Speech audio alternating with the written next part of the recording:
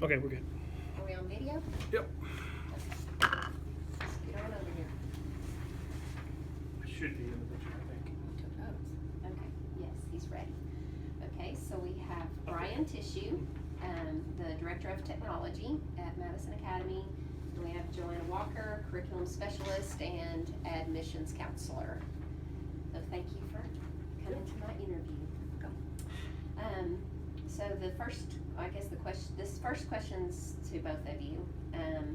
How the positions of Curriculum Specialist and Tech Lead influence student achievement in the system, which almost sounds obvious to me, but tell me about it. Okay.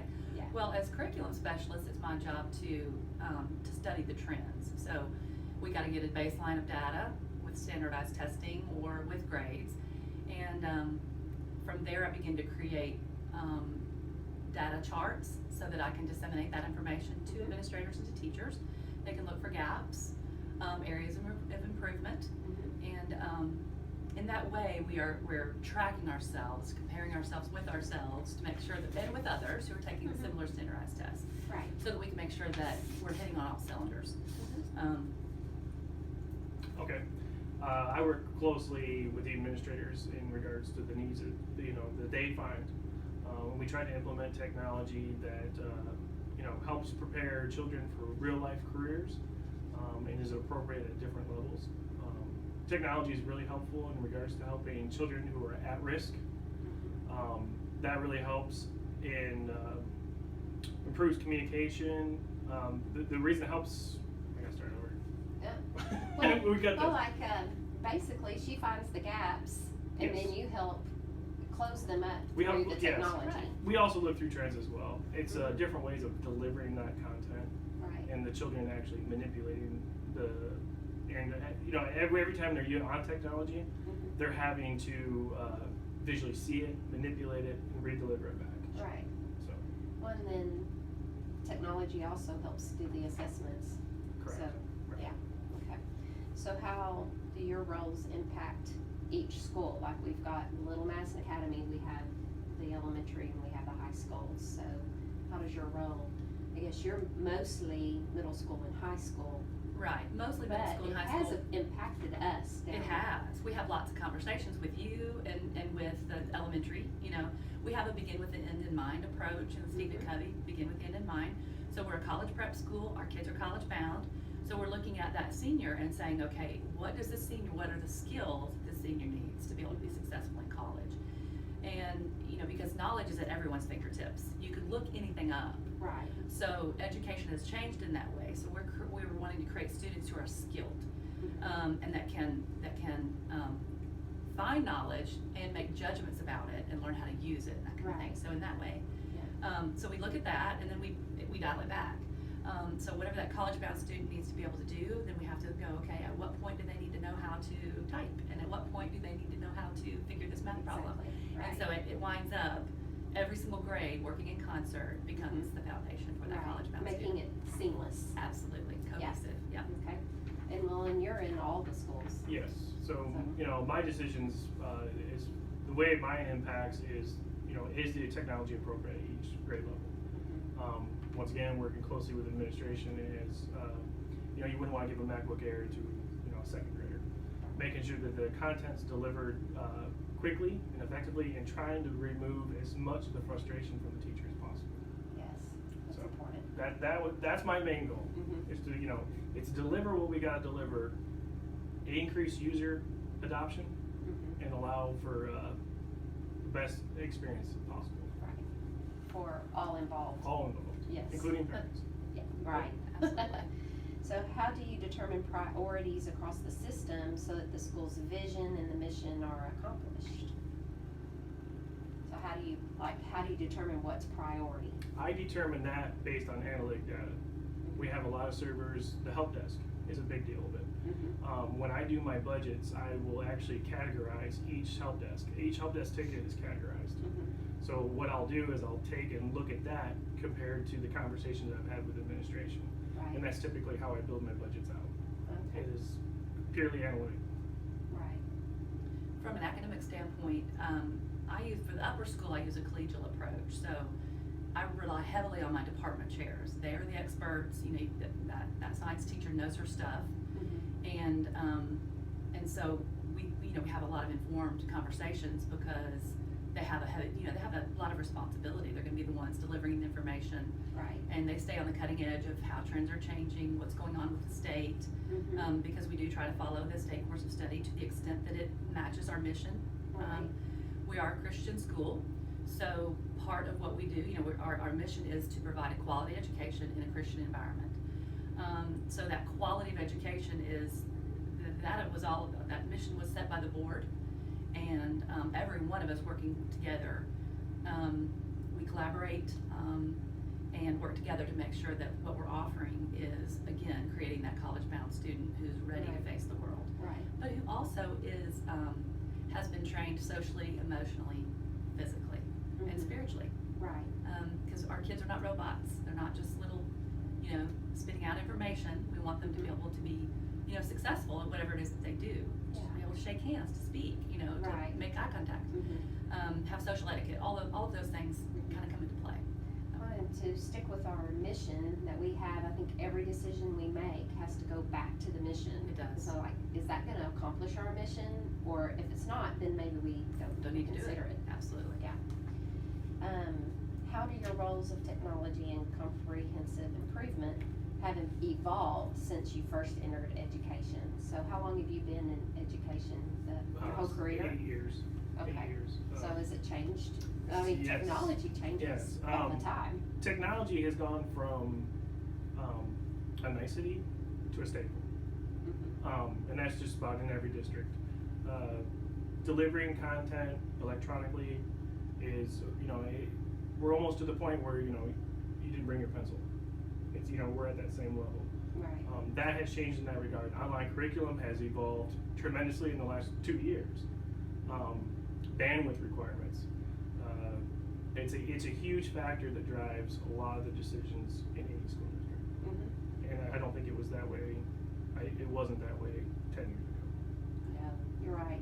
So Yeah. that's the biggest thing. I mean, certainly technologies have evolved, but you know how the priority has increased tremendously.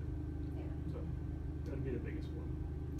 Well, and I've been in education since 1996, so it has changed drastically, and I would say that it's the delivery system. Technology has a lot to do with that, but it's also the teacher's position in the classroom. You know, you're no longer just a lecturer disseminating knowledge, because the kids can, at a fingertip, they can look up anything and know more than you could ever dream of knowing. So it has become more about, it's more project-based, and it's less, you know, the lecturer, the sage on the stage versus the coach. More student-centered versus teacher-centered, and the teacher is there to come alongside to make sure that the student is being, you know, mentored, fostered, guided, but and given the skills that they need to be able to do what it is that they need to be able to do. Right. So it's much more skills-based than it is content-based. It would be how I would characterize Well, it. it's no more just be able to spit out information. Right. It's, okay, you got the information, so How are let's you gonna use use it and evaluate it and Right. create something with it. Right. And so that's the teacher's job now. Absolutely. Yeah. And that's a lot different. Yes, it Let's is. see. Well, how are your roles and responsibilities are different and similar across the school levels? Like when you're looking at the 3 different schools, which your main responsibility is middle school and high school. Right. So have you noticed any difference between when you're handling the middle school curriculum versus the high school curriculum, or is it kind of the same? Your role different or the same? Well, it's kind of the same. A lot of schools that are K-12, if they have a separate middle school, you can do things a little bit differently in middle school. But we share teachers, and so we really do have a 7 to 12 approach. It's really a 6 to 12 approach, because our curriculum is aligned from 6 to 12. So the differences for me would be engaging with the teachers in 6 to 12 versus engaging with the principal or the director in the lower schools, because and then they disseminate that information to the, to your teachers. Right. You two are, the elementary principal and the U.S. director are considered the experts in your field. Right. And then the department chairs are considered the experts in mine. Mhm. So, that's a little bit of difference in just the way that I gather information and in decision making and book ordering and Right. that kind of Well, thing. and the needs are different They for are. a high school student than for a middle school student. They are. Yeah. Because I've taught that age. Yes, they are. Yes.